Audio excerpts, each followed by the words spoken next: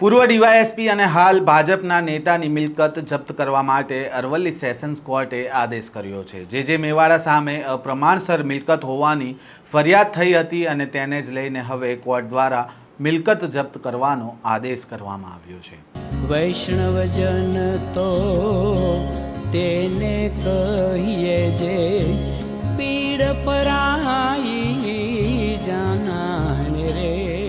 નમસ્કાર, નવજીવન ન્યૂઝમાં આપનું સ્વાગત છે। હું છું જયંત દાફડા। ભારતીય જનતા પાર્ટીના નેતા અને પૂર્વ ડીવાયએસપી જે મેવાડાની સંપત્તિ જપ્ત કરવા માટે કોર્ટે આદેશ કર્યો છે। ભાજપના નેતા જયંતિલાલ જેઠાભાઈ મેવાડાની 300 કરોડની સંપત્તિ જપ્ત કરવા મોડાસાની કોર્ટે આદેશ કર્યો છે। તેઓએ પહેલાં આમ આદમી પાર્ટીમાં હતા, જો કે ભ્રષ્ટાચારની ફરિયાદ થયા બાદ તેઓએ આપનું ઝાડુ છોડીને કમળ પકડી લીધું હતું, એટલે કે ભાજપમાં જોડાઈ ગયા હતા। જો કે ભાજપમાં તેમને કોઈ હોદ્દો મળ્યો પણ ન હતો।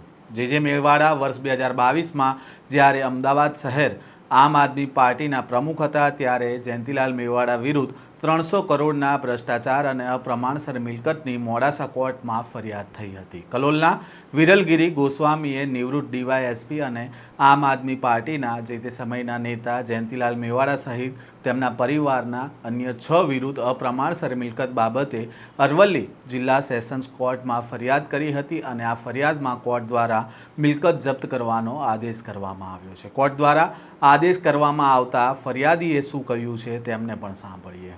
2022ના અંદર મેં મોડાસા કોર્ટના અંદર નિવૃત્ત ડીવાયએસપી જે મેવાડા વિરુદ્ધ ભ્રષ્ટાચારની ફરિયાદ આપી હતી। જે મેવાડા તે સમય આમ આદમી પાર્ટીના ખજાનચી રાજ્યના હતા અને આ ફરિયાદ દાખલ થયા બાદ જે મેવાડા આમ આદમી પાર્ટી છોડીને ભાજપમાં તર ગયા છે બચવા માટે। ભાજપે એમને કોઈ હોદ્દો આપ્યો નથી, કારણ કે ભાજપને એમને ભ્રષ્ટાચારની નીતિ ખબર છે અને પોતે અધિકારી હતા। પીએસઆઈથી ડીવાયએસપી સુધી નોકરી કરી, તે દરમિયાન એ લોકોએ ભ્રષ્ટાચાર આચરી અપ્રમાણસર મિલકતો વસાવી હતી।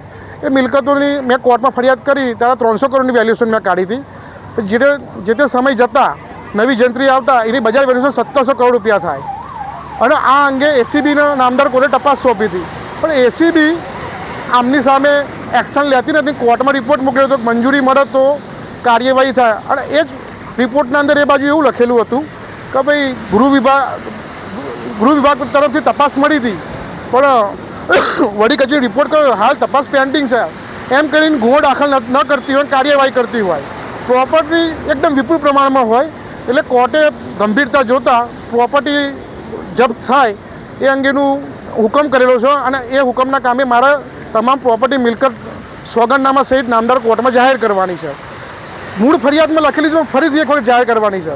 ત્યારબાદ સમગ્ર મિલકત જપ્તીની કાર્યવાહી કોર્ટ દ્વારા શરૂ થાય તેવું જણાવી આવેલ છે। કઈ જગ્યાની પ્રોપર્ટી છે? મૂળ વતન અરવલ્લી જિલ્લાના હતા, એટલે એમને શરૂઆત અરવલ્લીમાં પ્રોપર્ટી ખરીદી। અમદાવાદમાં જે મેવાડા પાર્ટી પ્લોટ છે, 200 કરોડ તો મેવાડા પાર્ટી પ્લોટ છે એમનો, એ પોતે એમને ખરીદેલો છે।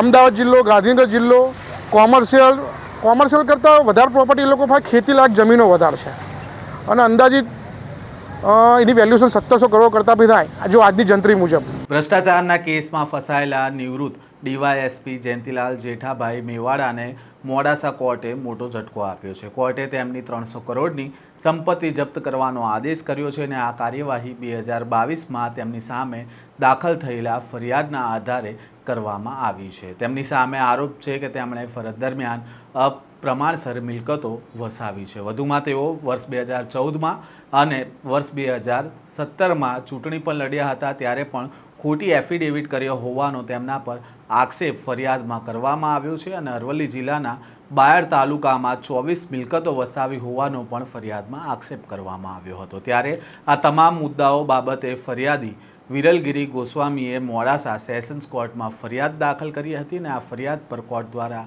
આદેશ કરવામાં આવ્યો છે। આ પ્રકારના સમાચાર અહેવાલો સાથે ફરી મળીશું, ત્યાં સુધી નવજીવન ન્યૂઝ સાથે જોડાયેલા રહેજો।